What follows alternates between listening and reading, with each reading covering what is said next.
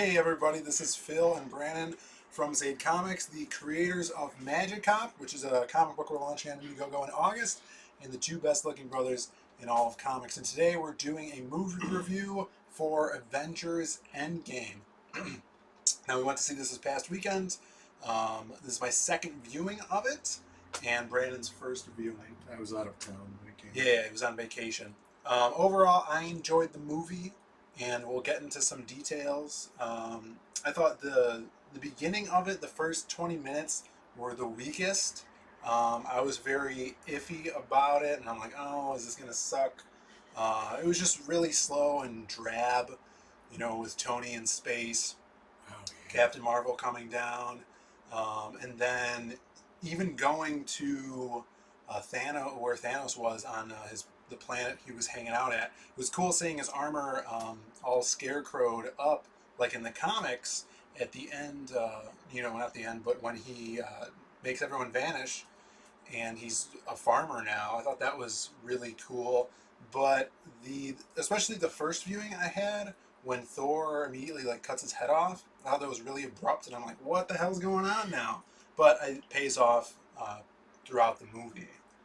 What do you think about the beginning of it? Yeah, I felt like you remember Days of Future Past, Mm-hmm. where it's just kind of like here's something big that's going on, and then it's like, oh, they're gonna make you think that it's just like it's over right here, Mm-hmm. but then it's obviously not because it's 20 minutes into the movie. Right. So I did feel that. Was the Hawkeye part inside of that part? Yeah, The Hawkeye was right at the beginning. I thought that was pretty good. No, it was good, but the problem with that whole setup, like the Tony Stark thing at the beginning, in my mind, I always have a problem with them trying to put the feels on you, and you can do it right. And the movie did put the feels on me, but right at the beginning, I'm like, at the beginning, I'm like thinking, Tony's gonna die. Do I really care? I just started watching this movie. Yeah. And then, Hawkeye's family, okay. Yeah, I think which they shouldn't, they're looking at it wrong the way they set up the movie, where they were counting on you of seeing the last movie, right before you saw this. Right, that's which we're not people to do that. Like, the last time I saw it, it was in theaters, Infinity War. Yeah. Same with you. Right. So we don't have those feels going right into the theater, and I think that would have paid off much more for those fans that had just seen Infinity War. Even Infinity War, there was no feelings in it for me whatsoever. I could see where they wanted to inject the feelings, but there just was not. But in Endgame, as the movie goes on, and then you start introducing characters' children and stuff like that, and that's where they really succeeded with putting that stuff in there. And certain characters dying and stuff. We'll get into some details in a minute, but yeah, there are much more feelings in this one, and they did it more successfully than they had done in Infinity War. But overall, as just a general review, yeah, I really enjoyed it. Especially coming out of Infinity War, I did not enjoy Infinity War. I thought I could have completely missed the movie and would have been fine with it just about. Having seen the movie, it's not something I would ever go watch again. This one, I'd watch it again. I don't know if I'd go to the theater to watch it again, but yeah, I would watch it again. Yeah, I liked Infinity War. I know you didn't. Yeah. You weren't a big fan of it. But it's funny how, this movie can't exist without Infinity War, and you don't get any payoffs. All the other Avengers movies, in my opinion, were not good either. Yeah. And it's like, but could you do them? Maybe.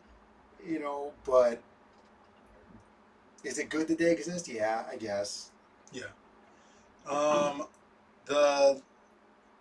The main, the original Avengers in this movie were awesome. Thor, Captain America, Iron Man, and they jump ahead 5 years where everything's still pretty dismal and dim. But then Ant-Man comes back, which is really cool. He Yeah. gives that fun twist to it, and a lot of the feeling with him meeting his daughter in the future. That Him was coming cool. back, being kind of an accident, Hmm. is like with the rat thing. Right. You know, that kind of is just like, oh, what happenstance. That's the only way they just happen to solve everything. And I know that Doctor Strange saw everything happen before, but you know, And that's that one it's like one that one chance. guy, you know, that's like falling out of a building and then he just misses the helicopter blades and survives it. He's like the most badass dude in the movie. It's like that guy could easily be dead right now. Right. Well, that's what that like the butterfly effect, where you could imagine you could do like a whole movie on Doctor Strange just looking at all of those timelines and being like, okay, this mouse, stepped on this button. Well, what makes the mouse not get eaten by a hawk before that? So yeah, that's crazy butterfly effect stuff. Um, and he pops out and has the time travel theory and it kicks off the big time travel thing. What did you think of Thor in here when they went and got Thor from New Asgard? I thought New Asgard was really cool. Yeah. I thought that concept was really funny. Right. Thor himself, like from Thor 1, I didn't think Thor was that cool. I didn't get into the comics with Thor or anything like that, especially because I had some misconceptions about him, I guess, like some misinformation. Mm-hmm. But, you know, Thor Ragnarok was awesome. And I was like, man, Thor is my guy. He's super cool, you know. But then going into here, I get it. You know, I get his mentality and stuff because he's damaged. It's funny. You know, I didn't enjoy his physique. I thought that like later on in the movie he would kind of Thor on and then just like shed all of that weight and become super god. I thought it was funny when he put his suit on using the lightning. His beard got all braided and stuff. I thought that was funny. It's not my style per se, but it's super Norse, which is really cool. Funny. And yeah, like in the comics, when Thor was first introduced, he wasn't a god. He was this like professor that had the hammer and would turn into Thor. And even in Infinity Gauntlet, the comic book, he's not Thor the god. He's that guy. His name's like David Baker or something like that. And at one point, Thanos, he throws the hammer at Thanos and he opens up a portal which teleports the hammer away from him. And then if he doesn't get back to it within like a minute, he turns back into the human. And they're in outer space, so he gets back to it and stuff. It's really cool. But then Thanos, kills everybody, which is awesome in the comics. But yeah, Thor in the movie, it was super funny seeing Korg again, hanging out with him. I really liked his arc. He had one of my favorite arcs in Infinity War, also. And then carrying over through this movie, I think it really paid off. And then at the end, when he's just all badass with the two hammers, is cool. Super cool. Hulk in this movie is really weird, and I know I've seen a lot of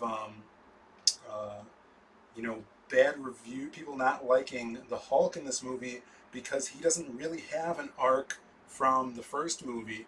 Him being the Hulk and Bruce Banner in one kind of is an oversight of what happened in between the two movies, because in the Infinity War, Hulk wouldn't come out, and you don't really know why, and it's never explained. So a lot of people are saying, "Oh, you took that away from him and his story." That's why this is better, because it sucked in Infinity War. It was stupid.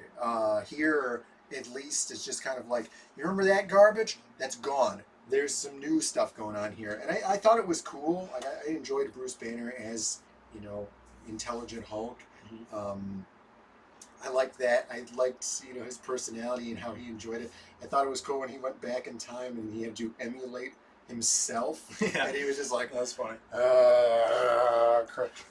Barely throws the motorcycle. Huge laughs. My gripe with the character in this movie is he didn't get his time to shine against Thanos, because in Infinity War, Thanos kicks his ass in the beginning of the movie, and now at the end of Endgame, with the loss of Black Widow, he's super distraught about that. He doesn't have a chance on the battlefield to be like, oh, okay, now I'm going to get angry as intelligent Hulk and then it would have been cool to see him square off with Thanos and be like, "This is what it's cost me to be in this war against you."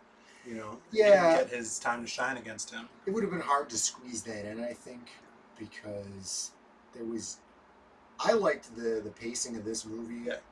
Um, like in Infinity War, I felt like they did too much gratuitous stuff where it's just like, hey, look, here's this guy. Hey, look, this is what we're doing with this guy. It's like, well, what's that for? They did some stuff like that in Endgame, which we can talk about once we get to the problems with it.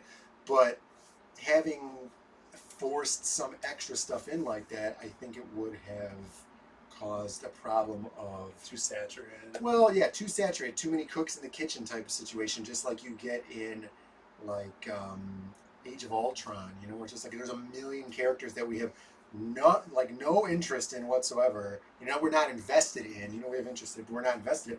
It's like, what are we doing here, guys? Mm-hmm.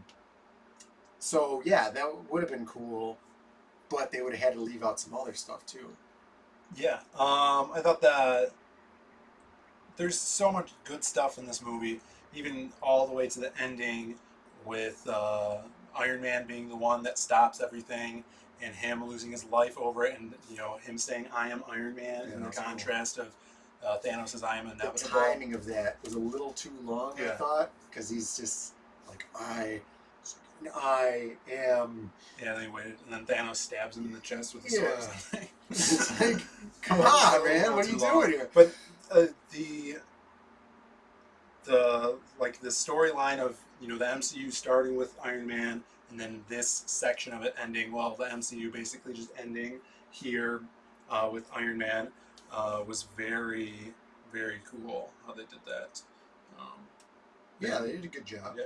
They redeemed themselves. They pulled the Dumb and Dumber where they screwed it up the first time and then they come along and totally redeem themselves. Yeah. Yeah. But you want to talk about the things you didn't like about the movie?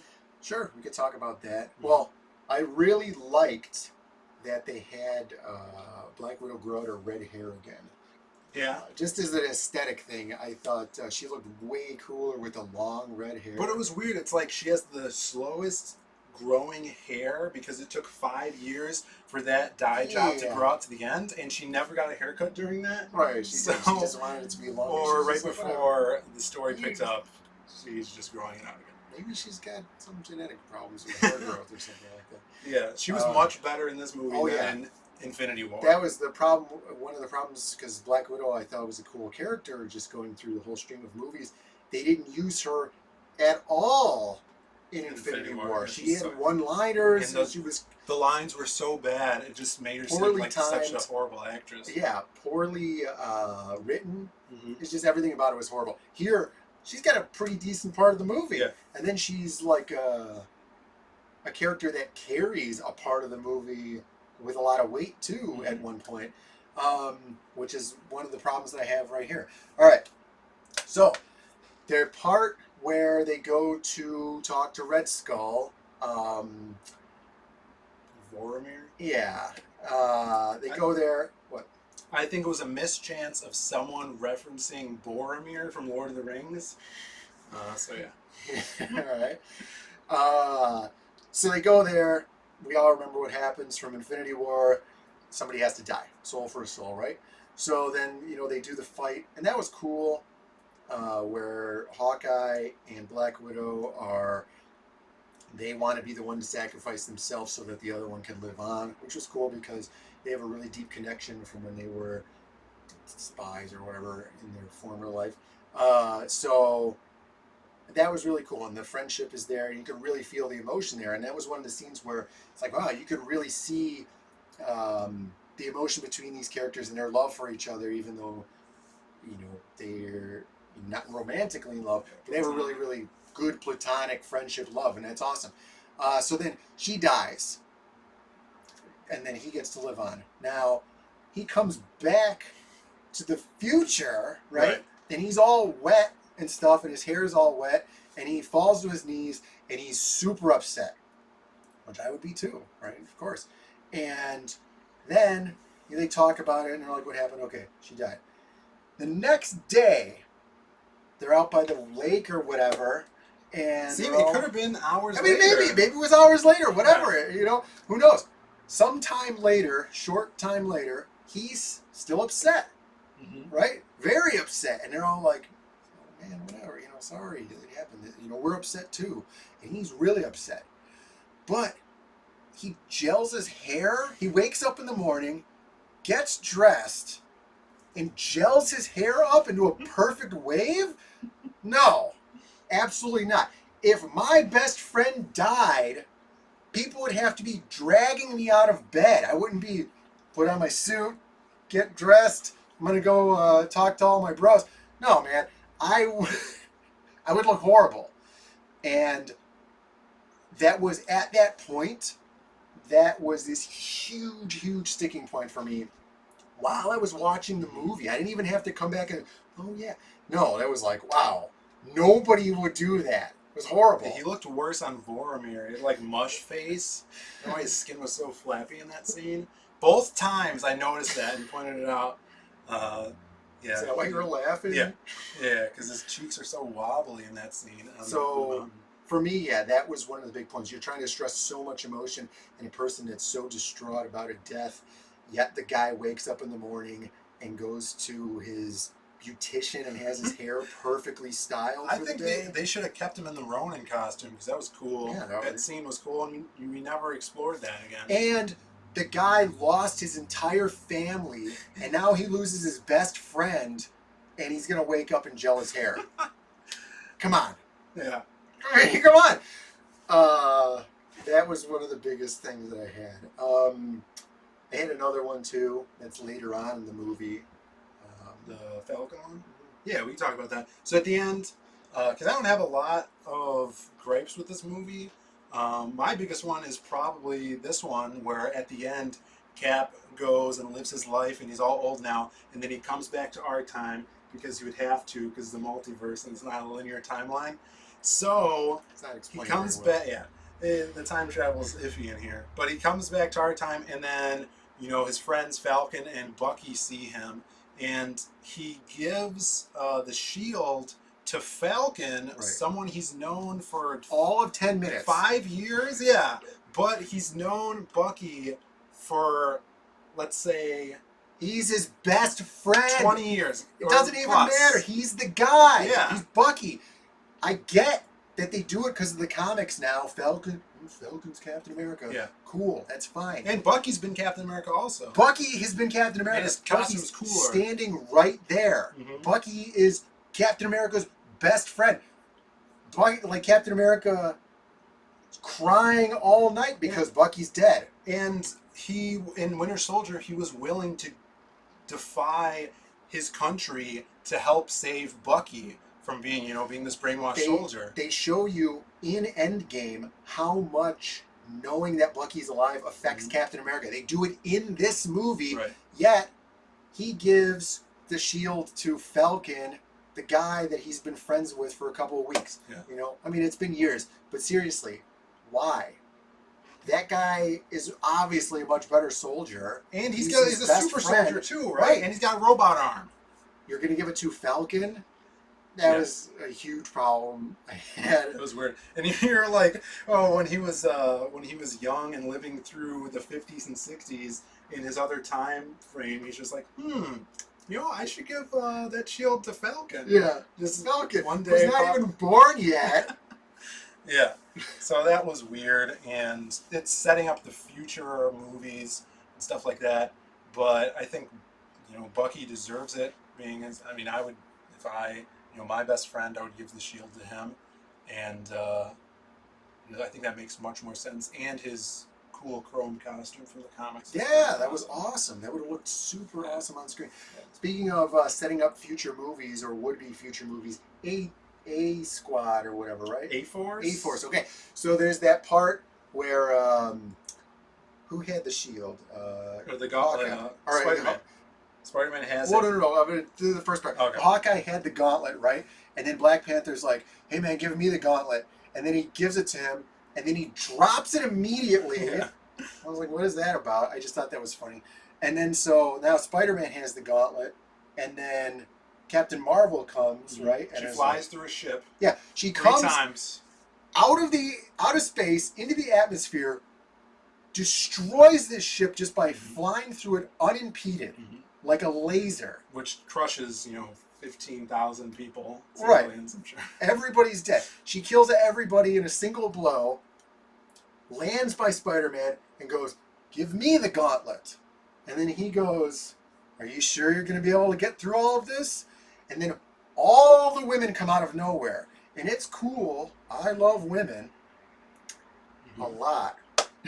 And they, it's cool when they band together, right? It's awesome when you have this strong, female, like, we're going to be women and we're all going to band together and be a really strong fighting force. That's awesome. And then all the women are there, and then they don't do anything. And then Captain Marvel flies through the entire armada of enemies and then goes and does whatever she's going to do. Captain Marvel didn't need backup. Right. Doesn't need backup, first of all. Okay. That's still cool that all the chicks came to help her out, right? And then they didn't use it in the movie. Maybe they did something, but they didn't show it. And I felt like, why even do that? And you could see why they would do it. It's gratuitous, obviously. I think there's no payoff for it. Right. And that's what the gratuitous part is. It's like, you're doing this just to do it. Just to be like, hey, we got all the chicks together and they're being here together. That's awesome. Why not have them do something? That would have been really cool. I feel like they wasted that. And my thing is, Gamora was there too. I didn't see Nebula. I assume she was there, but I remember seeing Gamora line up with them. And Gamora is not our good Gamora, right? This being good is kind of new to her, even though she, is seemingly good. But Gamora and Nebula have no frame of sisterhood or teaming up with women. They're alien killers that seemingly hate each other. They might not even have female gender. Yeah. Associated with them, and they don't know any of these people. So why would they be there? Right. And Especially the other thing was Wasp doing the most important thing on the battlefield, which was getting that time machine running, abandons Ant-Man to stand over here for this photo op. Yeah. And then do nothing else after that. Even though I thought that was really dumb. She's super hot.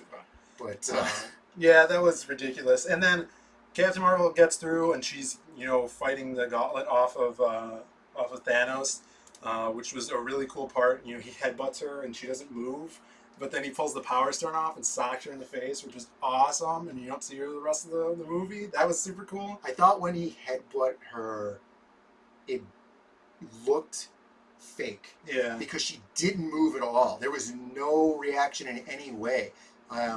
The force field should have bent or something. Or her hair should have moved, because the hair would have gotten affected at least. That it looked really, really like thrown in last second. I don't know if it was, but it just kind of looked really cheap. But I get what they were trying to do. I thought that's fine. Yeah. But yeah, I mean, those are the only real gripes with the movie. The pacing is awesome. I never felt like I was in the theater for too long, but it's the longest movie I've seen in a really long time. And yeah, it was good. It was good. It's a good wrap up for the series. The Spider-Man. Spider-Man was good. Spider-Man was awesome. Spider-Man shows up and just kind of, he's been gone for 5 years, and he's there, and Tony's like, oh my God, kid, you're here. And Spider-Man's just like super naive, and he plays the part so well, and his part is so well written. And that was like a huge, as much as what's his name's hair stood out to me, this part stood out to me. It was like, wow, this kid's so naive, and he's just like, Tony's just his mentor so much that, that's all that matters to him, is just to be like, man, I'm back, what's going on? That was so well written and so well executed on Tom Holland's part. That was awesome. That was a really, really nice point. Part of the movie for me. Yeah. I mean, overall, way better than Infinity War. I had been saying prior to this movie coming out, there was a handful of the series that I didn't watch for whatever reason. Just stuff didn't seem interesting. And I was like, if they're going to come out with some other movie or ad. I don't remember exactly what the lineup is that's coming up next, but I'm not really invested like I had been invested before. I was invested in Iron Man 1, 2, 3. I had I saw Thor 1 and 3. What else is there? Captain America. Captain Strange America. is awesome. I saw Guardians. the other Avengers. Yeah, Guardians. So you're invested, but then once you start, it's like, all right, here's the end of the series, and now we're going to introduce some other characters. It's like, well, I'm not really invested into those characters. And if you're going to try and do, some fancy footwork to get, agendas and stuff behind Jump you. on to other characters. Yeah, I don't think that's something I would do. But after seeing this, and then they show the Spider-Man preview at the end of the movie, it's like, man, that's going to be cool. Mm-hmm. And of course, Spider-Man's always really cool, and with Mysterio. And the new Guardians with Thor in it.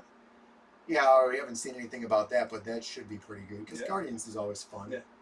James Gunn. Doctor Strange 2 could be cool. But yeah, he looks so skinny in his tuxedo, or the suit he was wearing at the end of the funeral. He looked like emaciated, dude, but that's how he is in the comics. At the beginning, or somewhere like after the beginning, they rescue Tony, and then he's there, and he's like sitting at the round table of everybody. Mm-hmm. He's so thin. Yeah, that's cool. I thought it was the guy from The Flash who's always in the wheelchair. Yeah. I thought it was him, and I was like, "The hell's this guy? What is he doing here?" And then it was Tony. Yeah, he looked real bad. Hopefully they did that on purpose for that part. Yeah. Because Robert Downey Jr. to be. He's got AIDS. Yeah, something bad. Yeah. Well, if you guys liked our review, give us a like down there and hit the notification button so you can know when we're putting out new videos. And if you haven't subscribed, subscribe to us. We're putting out videos every day of the weekdays and trying to put some on the weekends, stuff like that. Weather permitting. Yeah, weather permitting, doing some car videos. And yeah, thanks for watching. We'll see you later.